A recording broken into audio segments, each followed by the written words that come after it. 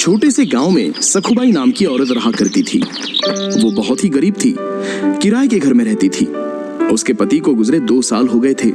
उसे एक लड़का भी था, उसका नाम था राजेश। वो पढ़ाई में बहुत ही होशियार था।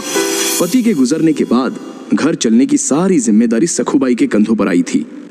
साथ में राजेश की पढ़ाई का बोझ भी था। सखुबाई हमेशा सोचती कि उसका बेटा एक दिन बड़ा अफसर बने। सखुबाई जब काम करती तो राजेश भी उसके साथ जाता।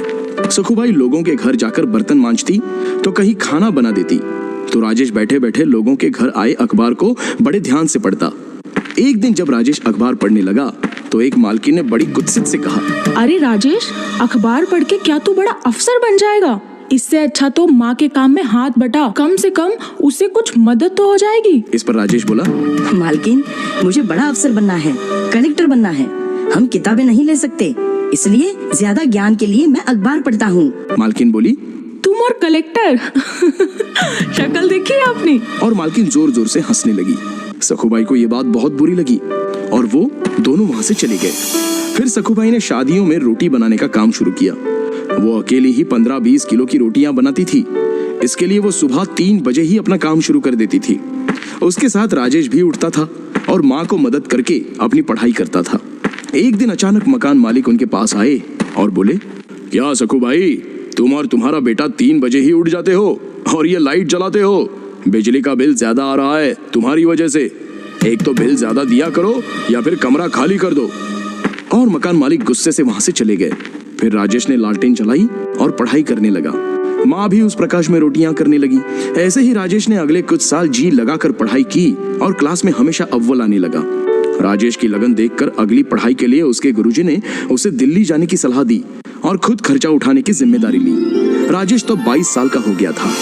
फिर क्या था, राजेश दिल्ली चला गया और वहां खूब पढ़ाई की। वो घंटों लाइब्रेरी में किताबें पढ़ता रहता। फिर एक दिन जब एग्जाम का टाइम आया, जाते जाते किसी गाड़ी वाले ने उसे ठोक दिया। राजेश जमीन पर गिर गया। उसके सिर और बाएं हाथ को चोट आई। अब वो सोचने लगा, मेरे बाएं हाथ में चोट लग गई है और सिर से खून भी बह रहा है। इस हालत में अस्पताल जाऊं या एग्जाम देने? अगर अस्पताल गया तो मेरा ये पूरा साल बर्बाद हो जाएगा और मेरे लिए मुमकिन नहीं है ये। फिर दिल्ली में रहने का मेरा खर्चा भी कौन उठाएगा? मेरे सिर्फ बाएं हाथ पर चोट लगी है, पर दायां हाथ तो अभी अच्छा है। मैं इस हाथ से एग्जाम दूंगा। और फिर राजेश वहां से सीधा परीक्षा केंद्र गया और परीक्षा दी। परीक्षा देने के बाद राजेश अस्पताल में भर्ती हुआ और इलाज करवाया। राजेश ने अस्पताल में भी पढ़ाई जारी रखी और इंटरव्यू अटेंड किया। फिर कुछ दिन के लिए राजेश माँ के पास गांव वापस चला गया। कुछ दिनों बाद रिजल्ट के दिन माँ ने अखबार खरीद कर लाया और राजेश को परिणाम देखने को कहा। राजेश ने रिजल्ट देखा तो उसने जोर से चीख निकाली, माँ, मैं पास हो गया, तुम्हारा बेटा अफसर बन गया, मैं कलेक्टर बन गया हूँ माँ। ये सुनते ही माँ की आंखों से आंसू आ गए और वो दोनों रोने लगे। तो दोस्तों, क्या समझे इस कहानी से कि हमें हमेशा अपना लक्ष्य प्राप्त करने के लिए मेहनत करनी चाहिए। दुनिया चाहे हम पर हंसे या मजाक उड़ाए, लेकिन हमेशा अपने लक्ष्य का पीछा करना चाहिए। कामयाबी जरूर मिलती है। एक बार की बात है, काशीपुर नाम के एक गांव में जगन नाम का एक भिखारी अपनी बेटी गौरी के साथ रहता था। गौरी की माँ का गांव में फैली महामारी के कारण देहांत हो गया था और जगन को ठीक से दिखाई नहीं देता।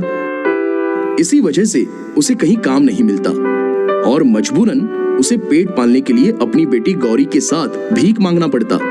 लेकिन गौरी को भीख मांगना पसंद नहीं था। वो पढ़ना लिखना चाहती थी। जब भी गौरी पिता के संग गांव के सेठानी के घर भीख मांगने पहुंचती तो वहां उनके बेटे राजू को पढ़ते लिखते देख उसे खुद के लिए बहुत बुरा लगता और ये देख सेठानी ताने देते हुए कहती, हरिया, देख दरवाजे पे फिर से वही भिखारी होगा। कुछ भीख देकर उसे भगा जल्दी से। गांव में एक भी अस्पताल नहीं है और अगर इन मनहूसों की महामारी मेरे बेटे राजू को लग गई तो मैं क्या करूंगी?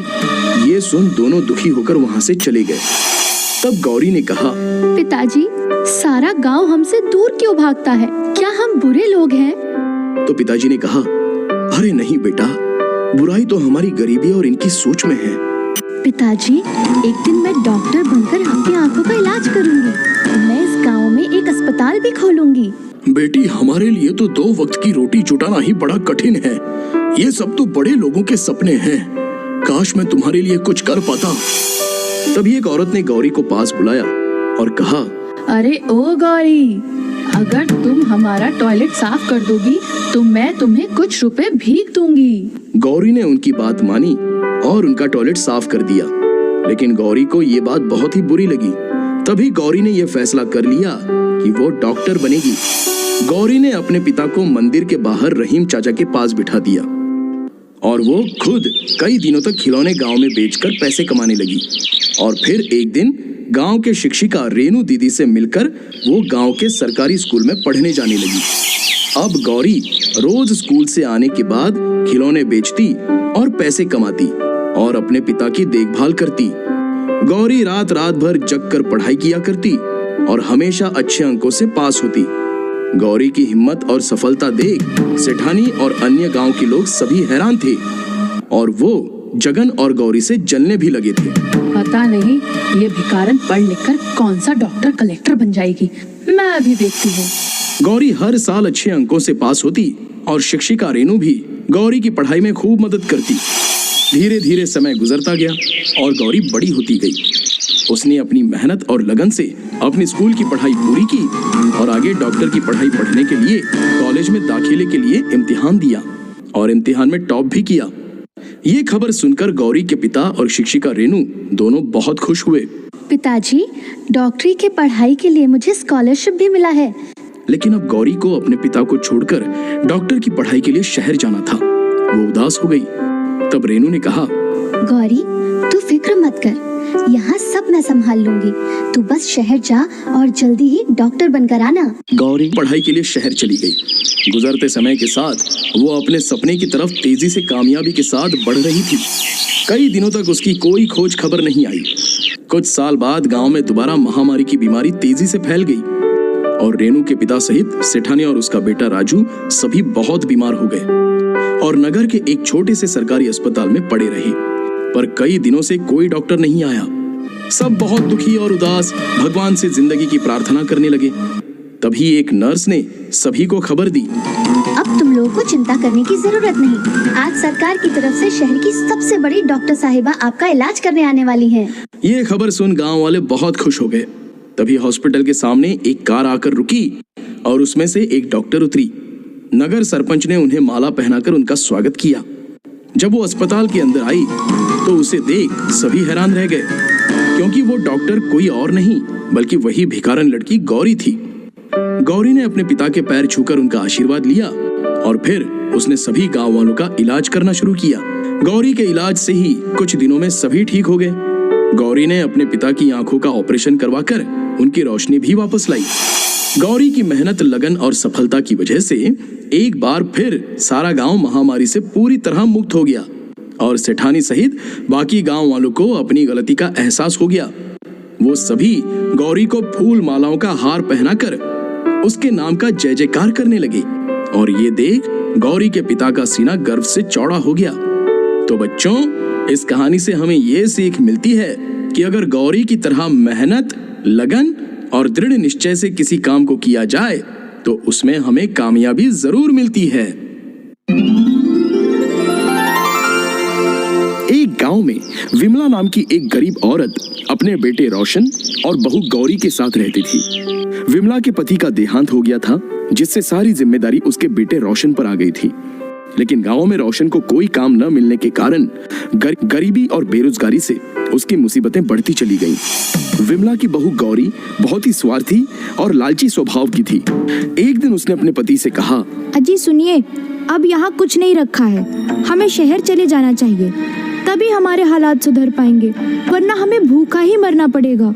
तब रोशन बोला, पर माँ तो यहाँ अकेली कैसे? तो गौरी बोली, ओहो, आप माँ की चिंता मत कीजिए, जब आपको नौकरी मिल जाएगी तब हम माँ को पैसे भेज दिया करेंगे। रोशन अपनी माँ को अकेला छोड़ पत्नी गौरी के साथ शहर चला गया। कई महीने बीत जाने के बाद भी उसकी कोई खबर नहीं आई। बेटे और बहू के शहर चले जाने के बाद विमला पेट पालने के लिए दर दर भटकने लगी और भीख मांगकर अपना गुजारा करने को मजबूर हो गई। वो हमेशा अपने बेटे का लौट कर आने का इंतजार करती, पर उनकी न तो कोई खबर आई और न ही उनकी तरफ से कोई पैसा। विमला मंदिरों और रेलवे स्टेशन में भीख मांगने लगी, पर उसे ज्यादा पैसे नहीं मिलते। और कई दिन उसे भूखा ही सोना पड़ता। विमला की आवाज बहुत ही सुरीली थी और उसे गाने का शौक भी था, इसलिए उसने गाना गाकर भीख मांगना शुरू कर दिया, जिससे बाद में धीरे धीरे लोग विमला का गाना सुनने के लिए इकट्ठा होने लगे। जिंदगी प्यार का गीत है, इसे हर दिल को गाना पड़ेगा। जिंदगी गम का सागर भी है, हंस के उस पार जाना पड़ेगा। विमला के गाने से लोगों का अच्छा मनोरंजन होता और विमला को भीख में थोड़े अच्छे पैसे मिल जाते थे। अब विमला रेलवे स्टेशन पर ही गाना गाती और उसे 2 वक्त खाने को भी मिल जाता। एक दिन विमला रेलवे स्टेशन पर बैठे गाना गा रही थी। जिंदगी प्यार का गीत है, इसे हर दिल को गाना पड़ेगा। जिंदगी गम का सागर भी है, हंस के उस पार जाना पड़ेगा। तभी वहां एक सज्जन व्यक्ति जिसका नाम था आलोक, वो विमला के पास आया। और आलोक एक फिल्म डायरेक्टर था। वो विमला को इतने सुरीली आवाज में गाते हुए सुनकर हैरान रह गया। वो विमला के पास आकर बोला, माँ जी, मैंने आपका गाना सुना है, आप बहुत ही सुरीली गाती हैं। मैं चाहता हूं कि आप मेरी नई फिल्म में गाना गाए। मुझे आपकी ही तरह एक नए आवाज की तलाश थी। ये सुनकर विमला की आंखों में आंसू आ गए।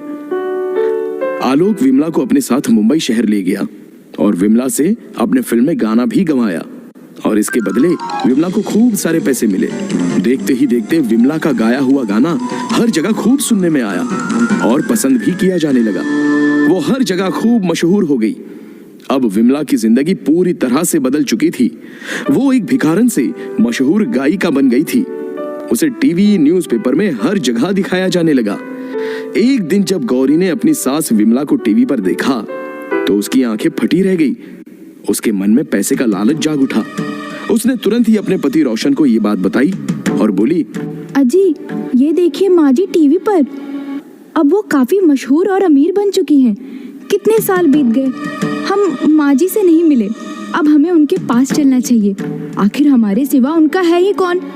तब रोशन ने कहा, हाँ, तुम ठीक ही कहती हो। रोशन और गौरी दोनों विमला के पास पहुंचे, जहां वो एक बड़े बंगले में रहती थी। सिक्योरिटी गार्ड ने दोनों को अंदर जाने से रोका। तब विमला ने अपने बेटे की आवाज सुनी और वो फौरन बाहर आई और अपने बेटे को देख विमला की आंखों में आंसू छलक पड़े। उसने फौरन अपने बेटे को गले से लगा लिया और रोती हुई बोली, मेरा बेटा, आज याद आई तुझे अपनी माँ की। मैंने तुझे कितना तलाश किया। अपनी माँ की ऐसी ममता और प्रेम को देखकर रोशन और गौरी दोनों को अपनी गलती का पछतावा हुआ और दोनों ने माफी मांगी। और माँ के लिए अपने बच्चों की खुशी से बढ़कर और कुछ भी नहीं होता है। इसलिए विमला ने दोनों को माफ कर